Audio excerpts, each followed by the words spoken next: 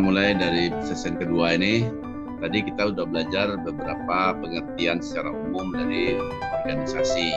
Jadi bagaimana memotivasi dan menjalankan organisasi atau manajemen motivasi dan organisasi di dalam entrepreneurship ini.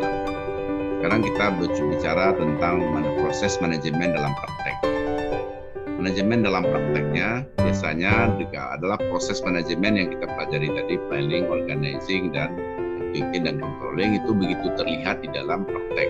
Seringkali manajer itu tidak terlihat di dalam prakteknya. Kenapa? Karena kegiatan itu sudah mencair dengan kegiatan keseharian. Seringkali manajer itu sibuk ke sana kemari melakukan lobby-lobby atau tidak punya waktu untuk mikir ya bagaimana merencanakan sesuatu dengan tenang. Kenapa? Karena aktivitas organisasi itu dalam sebuah organisasi seorang manajer itu dalam prakteknya dia bersifat action oriented atau reaktif, di mana kegiatan dia sudah ada situ. Sehingga empat fungsi itu sebenarnya secara interaktif, tidak perlu planning, tidak apa, tetapi dia secara bersama atau interaktif bisa berjalan secara simultan ya, secara bersama-sama. Oleh sebab itu kalau kita lihat bagaimana organisasi dalam praktek itu tidak kaku sebagaimana yang kita pelajari. Nah, kalau kita lihat dalam manajemen atau jenis-jenis manajemen itu ada yang disebut dengan hierarki. Nah, hierarki itu berarti dia bersifat vertikal.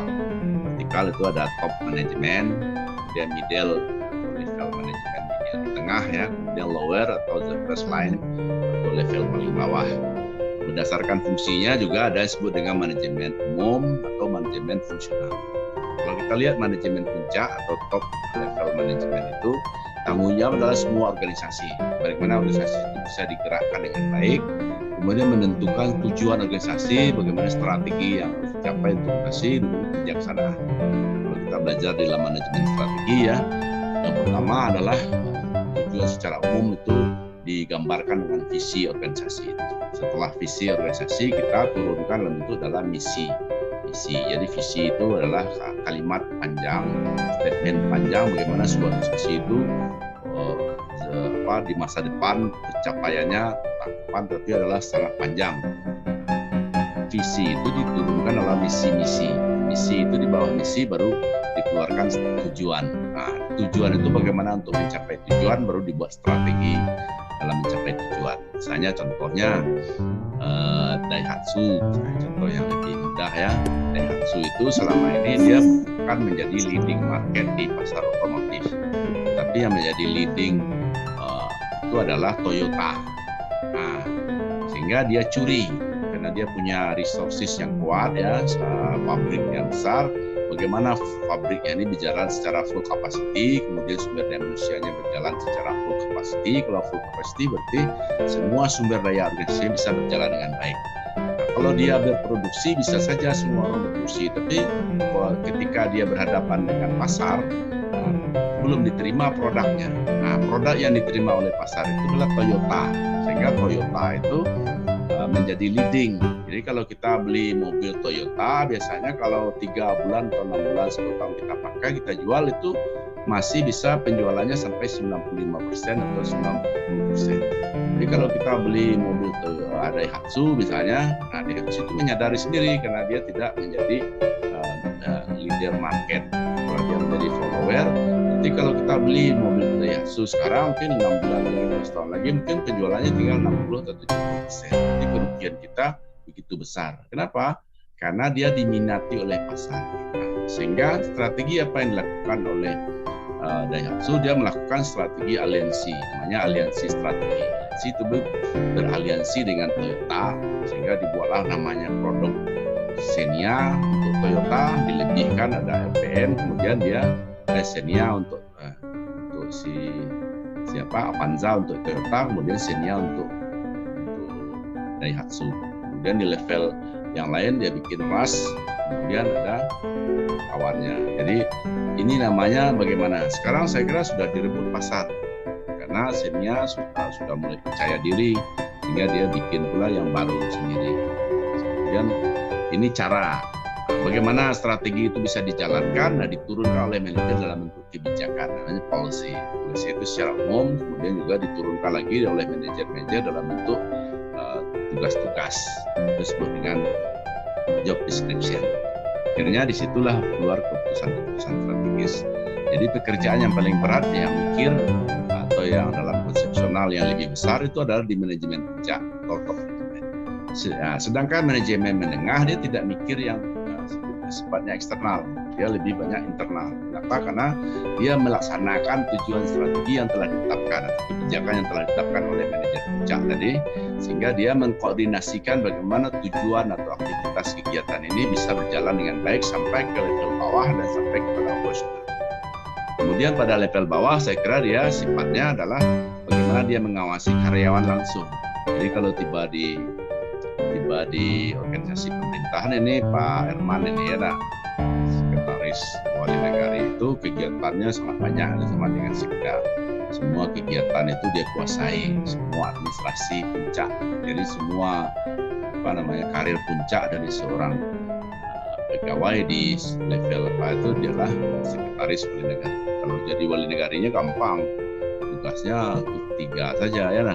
Pertama adalah perintah pergi sana pergi sini buat ini, kerjakan ini buat pidato saya ya. Dan yang kedua adalah marah-marah ya. Marah kalau yang kita kerjakan salah, dia marah-marah aja. Kemudian yang lain adalah tanda tangan ya, tangan kemudian pidato. Semua yang pekerjaan paling berat adalah di level mengkoordinasi. Jadi kita berhubungan langsung. Kalau di Pak Lurah berhubungan langsung dengan masyarakat. Dan itu di pemerintahan ketika otonomi daerah ada, itu biasanya yang punya rakyat itu adalah daerah tingkat 2. Dan itu kalau ini diterapkan sehingga ada raja-raja kecil di daerah. Sehingga kemarin Pak Mendagri juga kesal dengan beberapa pimpinan di Sumatera Barat tidak hadir ya. Kenapa? Karena dia menjadi manajer puncak untuk menjadi pimpinan itu tidak tergantung pada Pak Mendagri. Pak Mendagri ditunjuk oleh Presiden ya. Sehingga ini yang saya kira perlu dibahas. Tapi pada pemerintahan kelompok yang sekarang ini tidak pernah dibaca-baca betul, karena otonomi daerah itu merugikan pusat. Kalau sentralisasi kan semuanya pusat menentukan. Siapa yang dekat dengan pusat itu bisa saja membangun dengan baik. Mungkin saya tidak sampai ke dalam ya, tapi yang saya lihat dalam keseharian itu tinggi itu si pimpinan wali kotanya bisa dekat dengan pemerintah pusat, bisa dia menggait dana 17 sampai 18 miliar untuk membangun jam gadang, sehingga jam gadang bagus, bisa membangun trotoar, sehingga semua pedestrian kita berjalan kaki di Bukit Tinggi itu bisa dengan nyaman. Dia membangun rumah sakit yang sekarang sudah bagus tapi tidak dilanjutkan. Jadi nampaknya dalam pemerintahan baik dengan kewirausahaan juga ada perbedaannya. Nah, itu ada pendekatan seorang manajer. Kalau kita bawa ke hal yang lebih umum atau manajer umum, tugasnya hanya mengawasi divisi. Kalau kita lihat di pabrik ya, itu ada divisi produksi, ada divisi pemasaran ya, ada divisi pengadaan barang yang dibutuhkan. Seperti di semen itu, ketika saya di sana itu belanjanya semen Padang itu 1 hari saja 2 miliar. Jadi saya kira banyak perusahaan yang bisa hidup di sana. Ya, bagaimana dia melakukan kegiatan. Kemudian bertanggung jawab pada aktivitas, baik pemasaran, baik keuangan, divisi atau operasional. Nah, kalau kita gambarkan dari sisi ini, tingkatan keterampilan manajemen itu ada disebut skill ya. Pada level atas ini atau top manajemen itu dia lebih banyak di konseptual.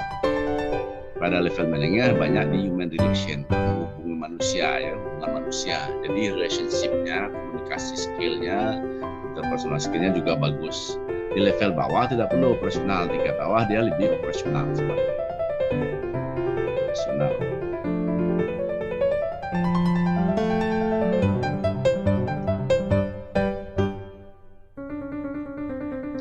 Kemudian kita lihat skill lagi. Dalam manajemen itu dibutuhkan skill, jadi keterampilan atau skill dalam manajemen itu tidak-tidaknya ada beberapa. Pertama yang di level top tadi. Level top itu dia membutuhkan conceptual skill. Conceptual skill itu apa? Adalah ability, kemampuan mengkoordinir atau mengintegrasikan, menyatukan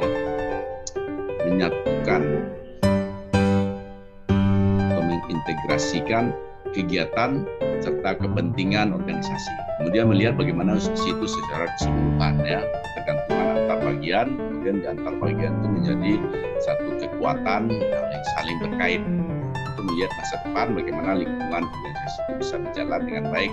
Nah, inilah pekerjaan yang lebih besar daripada seorang top manajemen. Dengan itu dibutuhkan dia conceptual skill. Sedangkan di level menengah atau middle level manajemen itu dibutuhkan human skill atau human relation tadi, kemampuan berkomunikasi ya, kemampuan memahami orang lain, sehingga dia sebenarnya harus menguasai psikologi ini, bagaimana dia dekat bekerja sama dengan orang lain, mendorong dan memotivasi orang lain baik secara individu maupun kelompok. Saya punya seorang kawan dari Bukit Tinggi ini, dulu dia bekerja di Krakatau Skill. Ketika dia berkunjung ke Korea, ternyata dia mendapatkan di Korea itu ada perbedaan antara organisasi Korea dengan Jepang. Kalau Jepang dia sebenarnya adalah lebih kepada senioritas. Senioritas itu berarti yang tua senior, belum tahu dia mampu. Kalau di Jepang, kalau di Korea ada orang yang berprestasi dan mampu, skill, dia boleh memimpin walaupun yang dipimpinnya lebih tua dari dia. Jadi pemimpinan itu tidak terkait dengan senioritas. Itu kalau kita perhatikan, Jepang terlambat majunya daripada Korea. Sekarang Korea jauh memotong Jepang. Kita perhatikan saja contohnya yang di kita ini, Toyota. Toyota itu pertama dia membuat kijang, namanya kijang komando tahun 80. 14 tahun setelah itu, 94 baru dia mengeluarkan Innova, yang sekarang saya kira kebanggaan daripada Toyota, berbagai versinya Toyota Innova sehingga menjadi pasar. Jadi Toyota itu sudah masuk di pasar internasional ya, ekspor, dan itu komponen lokalnya 98%. Jadi komponen komponen lokal sudah 90%, berarti yang luarnya cuma 2%. 2% berarti merek Toyota-nya saja. Toyota itu dari apa? Sehingga sumber daya manusianya sudah full orang Indonesia. Mungkin dua ya, satu Avanza, kita sebut tadi kerjasama dengan Daihatsu, tapi dia sudah berbicara di level internasional. Manajer di level bawah atau di middle itu dia membutuhkan technical skill, kemampuan memahami serta melakukan kegiatan yang sifatnya lebih operasional. Kemudian role-nya, seorang manajer itu sebenarnya dalam manajerial itu ada role atau peran. Peran itu adalah apa yang akan dia lakukan, atau authority. Nah, otoritas itu bisa formal, bisa informal. Dalam otoritas formal itu dia membutuhkan kemampuan interpersonal. Interpersonal itu bagaimana dia mendekati atau kemampuan menguasai informasi dan decision, keputusan. Nah, kalau kita lihat di interpersonal role itu ada pemimpin. Nah, ini kita lebih bicara kepada pemimpinnya ya. Ada pemimpin yang sifatnya figur hit. Kalau saya merasakan ketika mahasiswa ini Pak Azwar Anas ketika jadi gubernur, memang figur hit, figur seorang bapak. Jadi kalau figur seorang bapak itu lebih memerankan manajer sebagai simbol pimpinan. Jadi kebapaan. Bapak itu simbol personifikasi organisasi yang pimpinnya. Sehingga orang yang di bawah itu merasa senang. Karena dia, kalau bapak sudah bisa bayangkan. Kalau kita kurang uang, minta aja uang sama bapak. Merengek aja sama bapak, selesai. Jadi bapak, kita bisa bawa kepada diri kita. Kita sekarang berada di organisasi masing-masing, kita ini termasuk entrepreneurship role-nya di mana? Di figure head. Kalau figure head ini orang yang kalau sakit anggotanya dia duluan datang. Kalau apa dia paling. Ini biasanya orang yang sifat figure head. Tapi ada yang sebut yang kedua dengan leader. Leader itu manajer yang menjadi pemimpin dari anak buahnya, tapi dia yang melakukan rekrutmen, melakukan training, memberikan motivasi untuk bekerja bagaimana organisasi itu berjalan dengan baik. Seorang leader bukan berarti dia tidak jauh dengan anak buahnya, tapi tetap dekat. Tapi berbeda dengan figur kebapaan leader ini. Tapi leader ini dia lebih kepada interestnya pekerjaan secara personal. Kemudian ada yang disebut dengan liaison. Liaison itu memainkan perannya sebagai penghubung. Jadi penghubung bagaimana pihak luar organisasi atau dalam organisasi itu bisa dihubungkan dengan baik. Sehingga kalau dia menjadi penghubung ini, organisasinya menjadi berperan dengan baik dan berjalan, sehingga dia mempunyai banyak kerjasama dengan luar. Kemudian yang kedua kita lihat dari informational role, jadi peran dalam informasi. Jadi yang pertama tadi yang berkait dengan interpersonal ya, kaitan orang dengan orang, hubungan orang dengan orang, ada ada disebut dengan figurehead, leader, dan relation. Tapi hubungan antara informasi, informational role, itu ada yang disebut dengan monitor. Jadi manajer selalu aktif mencari informasi untuk mendapatkan posisi. Jadi dia orang yang selalu punya pengalaman. Itu seorang manajer itu dia selalu giat aktif mencari informasi. Tapi seorang dalam peran diseminator itu manajer mendistribusi. Jadi semua informasi itu bisa distribusi ke bawahannya oleh yang lain pada bawahannya sehingga bawahannya bisa mengerti. Ini namanya diseminator. Kemudian role yang ketiga namanya spokesman. Jadi orang yang bekerja dengan bicara ya, manajer ini wakil organisasi dalam menyampaikan informasi keluar. Jadi kalau informasi kalau di pemerintahan itu namanya juru bicara. Saat ini orangnya harus menguasai informasi yang baik sehingga bagaimana mengaplikasikan dengan baik ke bawah. Nah, kemudian yang ketiga tugasnya adalah decision rule. Decision rule itu adalah ini yang disebut dengan entrepreneurship. Organisasi itu selalu berusaha memajukan organisasi, push organisasinya didorong terus untuk maju sehingga mencapai puncak. Ada yang disebut dengan distributions handler, itu mampu menyelesaikan gangguan yang mungkin muncul. Jadi tugas dia, kalau ada gangguan dalam organisasinya dia yang menyelesaikan tugas-tugas. Kemudian di resource allocator. Resource allocator ini adalah mampu mengalokasikan sumber daya yang terbatas. Jadi dia mungkin saja ada karyawannya sakit, kemudian dia bisa menggantikan kalau kekurangan tenaga. Jadi dia mengalokasi. Kemudian ada yang disebut dengan negosiator, mampu melakukan negosiasi dengan pihak terkait. Nah, dalam pengorganisasian saya kira ini tidak begitu sulit ya, orang-orang melakukan tugasnya bagaimana tujuan organisasi tercapai, jadi dibagi kerjaannya, tujuan disket, kemudian kerjaan itu dikombinasikan secara logis, juga bisa diterjemahkan oleh bagian bawah divisi departemennya, delegasikan, kemudian menetapkan koordinasi dan pengawas. Nah, struktur saya kira tidak begitu sulit, karyawan dapat mendapatkan apa yang harus dia lakukan. Semua karyawan punya struktur, ya, punya kebiasaan, habit, punya rencana-rencana, punya kebijakan, prosedur, peraturan, kemudian punya supervisi atau supervisor karyawan.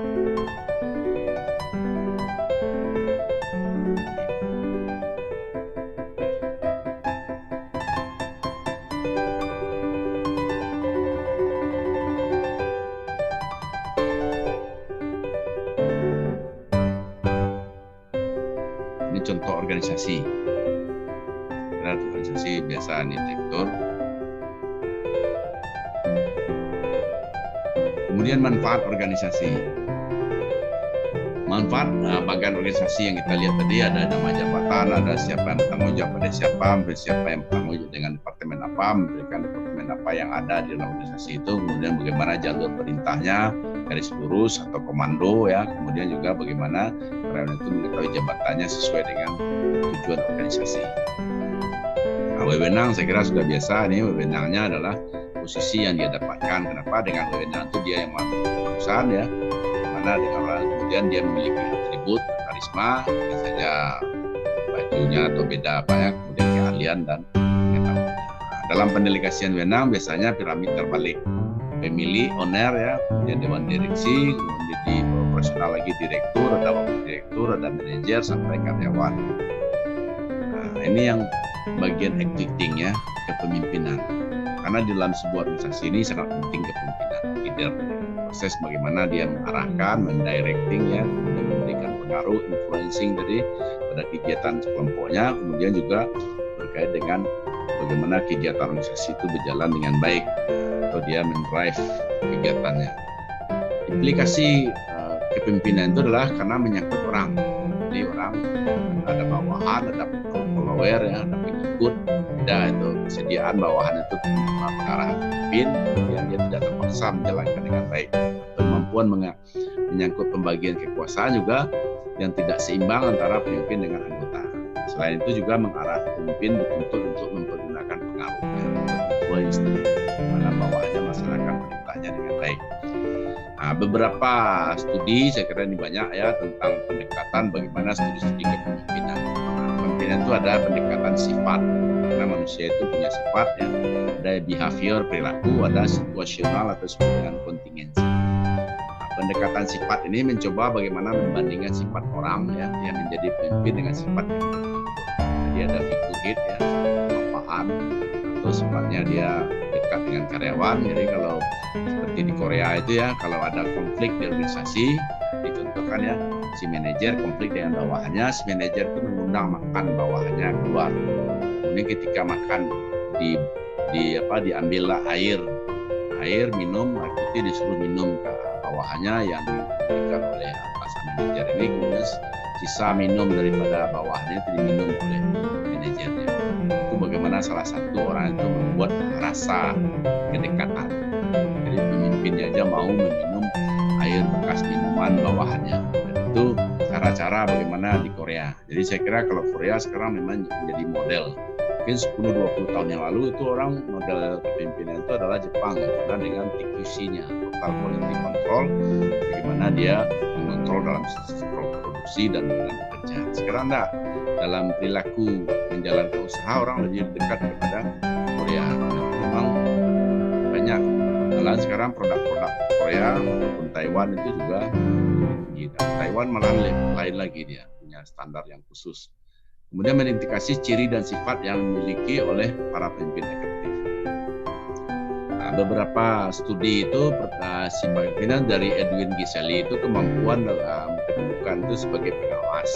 Jadi si pemimpin itu atau kebutuhan untuk berprestasi, ya, achievement, kemudian cerdas orangnya, tegas, percaya diri dan inisiatif.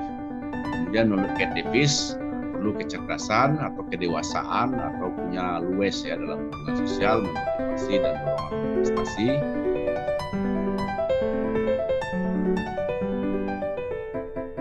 Kemudian sikap hubungan manusiawi. Kemudian dari segi habit perilaku ya, atau behavior, fungsi kepemimpinan atau gaya. Teori kepemimpinan itu yang terkenal ini saya kira yang kita lihat itu adalah Douglas MacGregor. Ini biasanya saya contohkan teori X dan teori Y ini. Teori X-nya adalah orang Padang ya, teori Y-nya orang Jawa ya. Kemudian teori Michigan, Francis Schaeffer, dan kisi manajemen dari Black Hamilton dan studi Ohio State. Nah, fungsi kepemimpinan itu adalah yang pertama task related. Task itu tugas ya, fungsinya bagaimana dia menghubungkan tugas ya, related, menghubungkan tugas yang satu dengan tugas yang lain sehingga menyebut ada saran, ada informasi dan pendapat disebut. Kemudian disebut dengan group maintenance.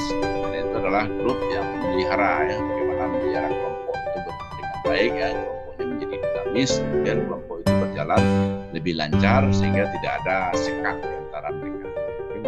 Jadi sebuah keluarga. Nah, kepemimpinan saya kira ada style. Gaya kepemimpinan itu dalam bahasanya adalah leadership style. Style itu adalah gaya. Gaya itu dalam task mengarahkan bagaimana si bawahan itu mengarah bawahan dan mengawasi dengan secara tertutup, menjamin bahwa saya laksanakan sesuai dengan yang diinginkan. Itu tugas. Jadi dia tugasnya ini disebut dengan employee oriented. Ini lebih memperhatikan motivasi bawahannya, memberikan kesempatan untuk berpartisipasi. Jadi ini lebih demokratis ya. Kalau task oriented lebih sifatnya struktural ya, atau lebih vertikal. Nah, dari teori kepemimpinan ini saya kira kita sudah tahu semua ya, teori X dan teori Y ini. Saya kira contohnya ada di lapangan. Teori X ini adalah orang Padang ini ya, karena orang Padang ini terus terang saja saya pernah baca satu buku karangan Tan Piaman. Jadi orang budaya Melayu gitu ya. Melayu itu berarti orang kita ya. Itu katanya budaya Melayu itu akar budayanya itu dua saja. Pertama mala calih, yang gali. Bekerja dia calih ya, nah diawasi dia banyak mainnya. Tapi kalau sudah datang atasannya, dia paling rajin dan kalau ngomong dia paling duluan. Jadi katanya teori teknik rata-rata manusia itu malas. Itu harus diawasi, harus dipaksa, harus diarahkan, harus diancam, harus ditekan ya, harus diintimidasi. Ya. Manusia lebih menyukai diarahkan. Manusia itu lebih ditengok, dia lagi bekerja itu senang dia. Kenapa? Karena dia mendapat penghargaan, karena punya ambisi kecil menginginkan keamanan jaminan. Tapi menurut Douglas McGregor ini ada juga manusia itu teori Y. Teorinya itu adalah usaha fisik dan mental dalam bekerja adalah pelan. Dia memang bekerja itu dari niat dan dari dalam. Sama dengan kita kuliah ini. Kuliah di malam hari, niat kita adalah beribadah. Caranya beribadah bagaimana? Di dalam kuliah itu kita harus menyebut nama Allah. Kalau kita dalam sebuah pertemuan atau sekarang majelis kita menyebut nama Allah, itu sudah disebut dengan majelis zikir. Apalagi dimulai dengan bismillah atau dengan salam, kita memuji Allah dan salawat kepada Rasulullah. Semua yang kita lakukan ini tidak akan sia-sia, akan menjadi catatan. Kenapa? Ketika kita bekerja dengan melibatkan Allah, malaikat Allah akan memperhatikan kita, dan ini akan menjadi catatan selama. Waktu kita nampaknya tinggal 10 menit lagi, mudah-mudahan saya bisa selesaikan. Orang yang akan melakukan pengendalian diri, kemudian keterikatan dengan tujuan organisasi dan prestasi. Jadi ini tidak perlu diawasi, rata-rata dalam kondisi yang layak, bisa untuk imajinasi, kreatif, dan cerdik, hanya menggunakan sebagai potensi intelektual. Jadi ini teori Y. Kemudian yang selanjutnya, sistem manajemen dari Likert. Likert ini terkenal ya karena orang sering memakai dalam penelitiannya skala Likert. Skala Likert itu bisa 1-5 atau 1-7. Misalnya Likert itu memberikan ganjil ya, tapi biasa dipakai yang paling bagus itu 5. Nanti akan terjadi perbandingan. Menurut Likert ini manajer membuat semua keputusan. Jadi dia yang memikirkan keputusan itu dan memerintahkan bawahannya untuk melaksanakannya. Kemudian tetap menentukan perintah, tetapi memberi kebebasan bawahan. Jadi perintah tapi bawahan dikasih kebebasan. Kemudian menetapkan tujuan dan memberikan perintah setelah hal tersebut diskusikan dengan bawahan. Jadi dia melibatkan bawahan untuk membuat kegiatan itu. Jadi cara bagaimana organisasi harus berjalan dengan baik. Ini disebut dengan sistem manajemen dari Likert. Kemudian managerial grid Black Moulton ini mengatakan manajemen itu jatuh miskin, perhatian rendah terhadap karyawan dan bawahan. Jadi ini berjarak, manajemen santai, serba mengizinkan dengan tekanan pada penggunaan keuangan kuasa pegawai. Jadi yang penting uang bisa lancar, flow-nya lancar ya, pegawainya puas. Manajemen organisasi dan manusia memperhatikan baik terhadap produksi maupun karyawan. Manajemen taat ya, sebagai seorang autokrat memegang tugas yang keras. Kemudian manajemen tim demokratik dan memberikan perhatian penuh terhadap produksi dan semangat kerja kekuasaan. Ini managerial grid Black Moulton. Selanjutnya adalah Ohio.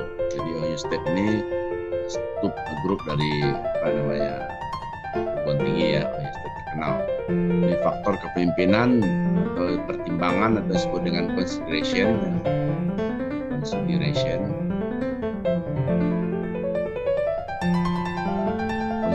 Consider itu pertimbangan ya, menggambarkan hubungan yang hangat antara seorang atasan dengan bawahan, saling percaya, kekeluargaan.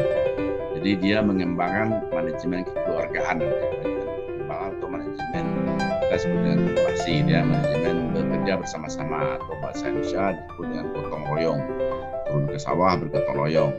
Kemudian struktur pemrakarsaan,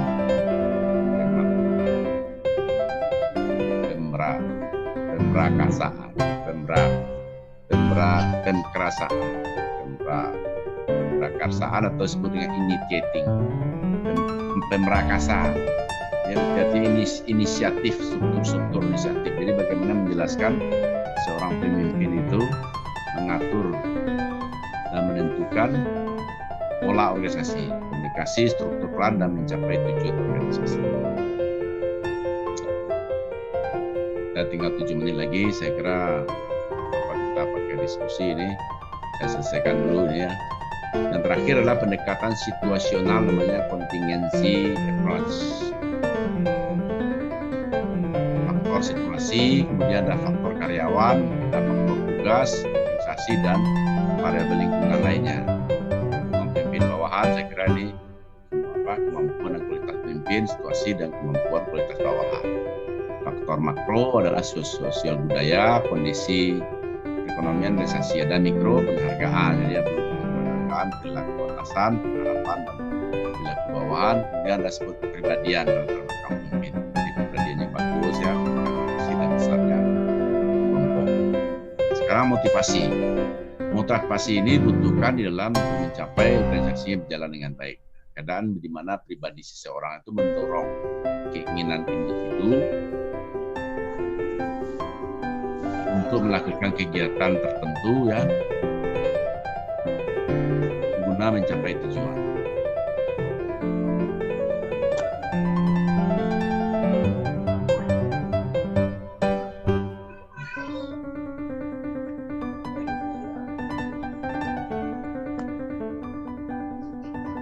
Ya semua ya,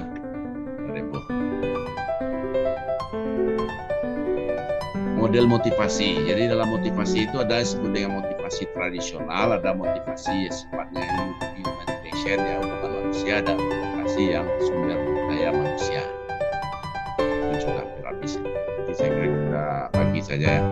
Model tradisional itu mengisyaratkan bahwa manajer menentukan bagaimana pekerjaan harus dilakukan ya dengan menggunakan sistem pengupahan, insentif atau sistem dorongan ya untuk bagaimana motivasi kerja. Kemudian semakin produktif semakin banyak penghasilan. Menganggap bahwa pekerja itu malas dan hanya dapat dimotivasi dengan uang. Kalau hubungan manusiawi adalah mengisyaratkan manajer itu perlu memotivasi bawahan dengan pemenuhan kebutuhan sosialnya mereka sehingga merasa berguna dan penting. Kemudian bawahan itu diberi kebebasan untuk membuat keputusan sendiri dalam pekerjaan dan memperhatikan kelompok organisasi. Model sumber daya manusia terakhirlah mengisyaratkan bahwa karyawan itu dapat dimotivasi oleh banyak faktor, tidak hanya uang, tapi juga mencapai kepuasan, mungkin mendekati keluarganya atau kita tahu bagaimana latar belakangnya, sehingga tetapi kebutuhan berprestasi juga dipentingkan dalam memperoleh kerjaan yang berarti. Karyawan juga lebih menyukai pemenuhan kepuasan. Kepuasan ini juga sangat penting dalam sebuah prestasi. Teori motivasi saya kira ini banyak ya, teori perspektif, teori konten ya, kemudian teori proses. Jadi kebutuhan Maslow ini terkenal ya. Maslow ini adalah Abraham Maslow, adalah orang hitam pertama yang menjadi profesor di Amerika. Teorinya ini sebenarnya tidak dia yang bikin, tapi dia tulisan-tulisan yang digabungkan oleh bukunya. Jadi saya pernah baca buku Maslow ini, karena sudah ada terjemah bahasa Indonesia itu saya pinjam di belakang. Tamatkan, ternyata Maslow itu teorinya tidaklah dia yang bikin, dia mengatakan ini teorinya, tapi ini adalah upaya dari muridnya sehingga dia termasuk, sehingga terkenal sekali teori hierarki Maslow. Teori ini yang pertama adalah basic need, kebutuhan akan basic, makan, kawin, ya, pangan, makan. Kalau orang sudah memenuhi level pertama, kemudian dia baru masuk safety need, rasa aman ya, rasa security need ya, rasa aman. Kemudian baru dia kalau sudah dua ini baru dia masuk ke social need, kebutuhan sosial. Jadi orang yang sosial bisa ikut arisan, bisa bersama-sama, jalan-jalan, itu orang yang sudah memenuhi dua kebutuhan bawah, psikologis dan safety need, security need. Kemudian yang keempat dia batu harga diri. Harga diri itu berarti dia self-esteem ya, harga diri, dia pengakuan. Jadi kalau dia sudah berhasil menjadi entrepreneur, dia mau menjadi anggota DPR. Saya dulu juga punya cita-cita jadi anggota DPR, tapi karena pegawai negeri sudah itu dipisah. Dan Golkar itu ada 3 dulu, masuk ke Golkar ABG. Jalur A adalah anak ABRI, kalau dari ABRI ya keluarga ABRI, jalur B dari investasi, kita ini dari pegawai negeri, jalur G dari Golkar. Karena partai dulu cuma 3 ya, partai terbesar adalah 80% partai Golkar. Jadi saya pernah menjadi pengurus partai Golkar yang 45 orang, ketuanya Pak Pemuncak di Provinsi Sumatera Barat ya. Malah saya sama Biro dengan direktur 3 unan. Ya saya bironya di atas sekali pula, menang pemilu bersama Irfendi Arbi dan Pak Suekarseno. Jadi bertiga kita memikirkan itu, dan saya sudah sempat bekerja separuh, tapi karena keluar peraturan pegawai negeri saya memilih pegawai negeri saja. Kemudian kebutuhan self-esteem itu adalah aktualisme. Jadi aktualisasi berarti kita perlu dihargai orang, kita perlu dikenal orang untuk memenuhi kebutuhan. Itu kata Maslow yang terakhir. Kemudian teori kepuasan lain dari Herzberg, sekiranya ini terkenal ya, teori Herzberg, prestasi, penghargaan ya, kreatif, tanggung jawab. Biasanya Herzberg ini duluan. Kemudian teori dari McClelland ya, pemeliharaan. Kemudian McClelland itu mengatakan manusia itu ada 3 kebutuhannya. Pertama adalah need of achievement, kebutuhan untuk berprestasi. Kedua adalah need of power, kebutuhan atau punya kekuasaan, need of affiliation. Umumnya orang-orang yang menjadi entrepreneur itu menurut McClelland adalah need of achievement, orang yang punya prestasi tinggi. Itu bisa diukur. Saya ketika mengukur itu trainingnya 1 minggu ya, namanya achievement motivation training. Itu bisa ada kuesionernya kita diukur. Saya ketika itu sama tinggi achievementnya. Dan nomor 2 adalah power dan affiliationnya kecil. Jadi orang yang affiliation tinggi itu dia mudah, baru saja ada kelompok orang dia mudah dikenal. Kemudian teori pengharapan dari Viktor Frankl, jadi mengharap bahwa peningkatan usaha untuk mengarahkan prestasi. Nah, ini teori-teori pelaku ya, saya kira ini belajar di behavioral organisasi, behavioral ya. Nah, dari Clay Hammer, kemudian dari Porter Lauer ya, teori Porter, kemudian adalah juga dari